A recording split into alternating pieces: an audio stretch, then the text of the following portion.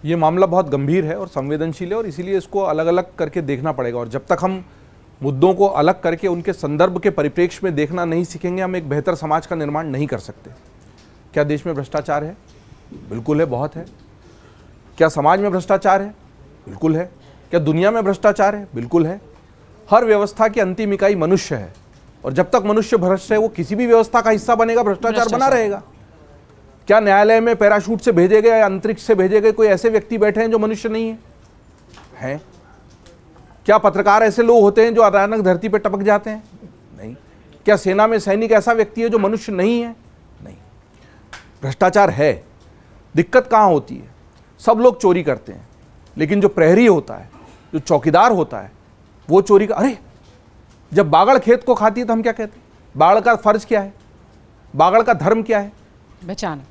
गाय घुस रही है तो बचाएंगे, चोर घुस रहे हैं तो बचाएंगे। जब बागड़ खेत को खाने लगेगी तो न खेत बचेगा, न बागड़ बचेगी, न समाज बचेगा, न देश बचेगा, न राष्ट्र बचेगा। न्यायपालिका तो समाज की सबसे पहली और अंतिम प्रहरी है।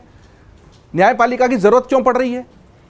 क्योंकि लोग कानून का पालन नहीं करते, भ्रष्टाचार करते हैं, उल्लंघन करते हैं। तो जब भ्रष्टाचार करने के आरोप में न्याय की गुहार लगाने के लिए हमको न्याय के मंदिर में जाना पड़ता है और उस न्याय के मंदिर में भी भ्रष्टाचार है, तो दिक्कत वाली बात है।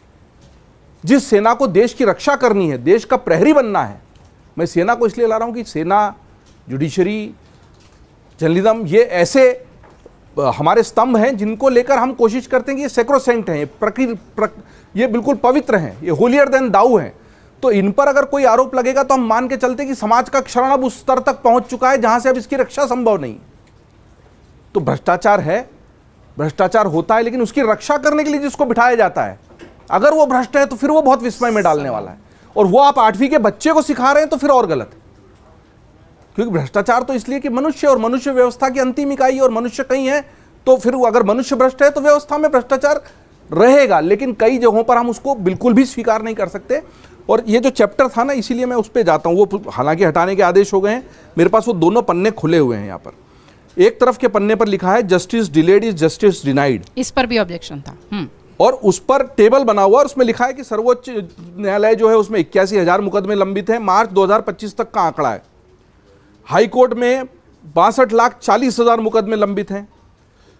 निचली अदालतों में 4,70,00,000 मुकदमे, जो अभी शुक्ला जी भी बता रहे। और उसके नीचे ऊपर लिखा है मार्च 2025 तक के आंकड़े, और बच्चों को उसी किताब में नीचे क्या लिखा है? Note, these numbers need not be memorised. क्योंकि आज है कल बदल भी सकते हैं।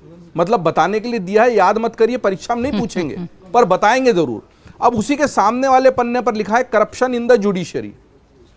उसमें एक पैरा है, करीबन 15-20 लाइनें होंगी। उसमें यह भी लिखा है कि इनका इंटरनल मॉनिटरिंग सिस्टम होता है CPG RAMS, और उसमें आप ग्रीवेंस किसी जज के खिलाफ या न्याय प्रणाली के किसी व्यक्ति कर सकते हैं। उसमें 2017 से 2021 में 16 से ज़्यादा ऐसी शिकायतें आई हैं और उन पर काम भी हुआ है। कहने का मतलब ये कि जो चैप्टर है इसमें एक तरफ justice delayed and justice denied भी लिखा है और उसकी तरफ दूसरी तरफ ही करप्शन इन जुडिशरी की बात भी की गई है। अब ये जो करप्शन इन जुडिशरी की बात की गई है, क्या ये 8वीं के बच्चे को सिखाया जाना जरूरी था? नहीं।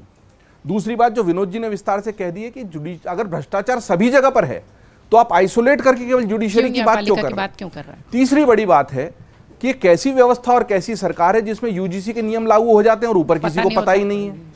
ये कैसी व्यवस्था और कैसी सरकार है कि NCERT की किताब में इस तरह का चैप्टर छप जाता है? मैं कहता हूं ये गलत है। जुडिशरी में भ्रष्टाचार है कि नहीं है, यह अलग मुद्दा है।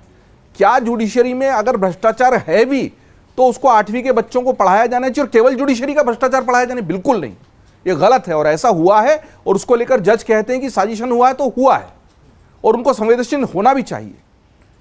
भाई ये वैसा ही है ना कि हमारे यहाँ कहीं किसी भी स्तर का भ्रष्टाचारों पर आक्रमण होगा तो हम अपनी बॉर्डर की रक्षा करेंगे। तो न्यायपालिका की जो इमेज है, न्यायपालिका की जो छवि है, उस पर प्रहार हुआ है तो उसका तिलमिलाना स्वाभाविक था। और ये शब्द, इतने कड़े शब्दों का इस्तेमाल हुआ है कि हम पर गोली चल गई और हम लहूलुहान हैं और इसकी सजा मिलेगी। The bullet has been fired. तो अगर उस बुलेट से वो छलनी हुए तो हुए हैं। क्योंकि इसमें एक और बात है कि अगर भ्रष्टाचार है तो आप उसको जनरलाइज नहीं कर सकते। इस देश में नेताओं की छवि खराब हो चुकी है, IPS और IAS की छवि खराब हो चुकी है।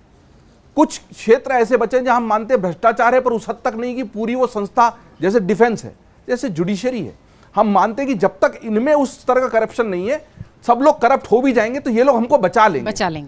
आज थाने में रिपोर्ट नहीं लिखी जाती तो पत्रकार के पास फोन आता है ना कि यार ये नहीं सुनेगा, पर पत्रकार शायद अखबार में छाप दे, टीवी पर दिखा दे, वेबसाइट पर वीडियो पर दिखा देगा, तो पुलिस वाला मेरी रिपोर्ट, ये विश्वास जब तक कायम है तब तक समाज कायम है। और समाज के उस भरोसे को कायम रखने के लिए और उस बाल मन पर गलत छवि न डालने के लिए ये आवश्यक था कि किताब में ऐसा चैप्टर नहीं जाता, और ऐसे चैप्टर को जाने के लिए जो लोग जिम्मेदार हैं उनको सजा मिलनी चाहिए। और अगर प्रधानमंत्री भी इससे नाराज हैं तो ये अच्छे संकेत है, क्योंकि ये जो व्यवस्था की खामी है उसकी सजा पूरा देश नहीं भुगत सकता। भ्रष्टाचार है तो उसको साफ करने की कोशिश कीजिए, 8वीं के बच्चों को पढ़ा के क्या कर लेंगे आप उसको? और है तो फिर सब जगह है, और सब जगह का भ्रष्टाचार भी 8वीं के बच्चों को पढ़ाकर आप कह रहे हैं कि ये देश खराब है, इसमें मत रहो। आप चाहते क्या हो भाई? What was the purpose? Purpose महत्वपूर्ण होता है ना ऐसे में। What was the purpose to isolate judiciary, single it out and एक ही चैप्टर देना वहां पर? अच्छा हुआ कि समय रहते किसी ने इसका संज्ञान लिया। उनका कहना है कि किताबें छपी पर बटी नहीं, केवल कुछ 80-85 किताबें बटी हैं, उनको वापस ले लिया जाएगा। मैंने तो इंटरनेट पर ढूंढा तो दोनों पन्ने खुले हुए मुझे मिले हैं सर, है। सोशल से हटा लिया गया है, सोशल से हटा लिया गया, लेकिन है लोगों के पास सेव है। जो भी है ये गलत हुआ और ऐसा नहीं होना चाहिए था, और इसको लेकर न्यायालय में अगर इस तरह का रोष है तो वो स्वाभाविक है और होना ही चाहिए। अगर आप ये वीडियो YouTube पर देख रहे हैं तो हमारे चैनल को सब्सक्राइब कर बेल आइकन दबाएं, और Facebook पर देख रहे हैं तो हमारे पेज को लाइक करें।